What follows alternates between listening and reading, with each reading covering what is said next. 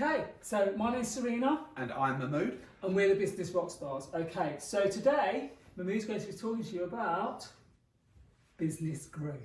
Fantastic. Serena, thank you very much. That was a great impression of a business tree growing. So first question is why, if you need to know why. Well, if you want your business to make impact, if you want your business to survive, if you want your business to do the things you set it out to do, then you need it to grow, sustain and make money. 4 key tips to share with you today, more on the blog. Number 1, clearly think about destination first, and then that will set your focus where you want to get up to.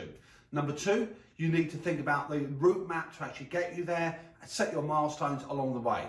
Number 3, lots of people in their ongoing businesses ignore this, ignore it at your peril. You've got to connect with your numbers. Your numbers will be your best friend and tell you what's going on currently and what's likely to happen in the future.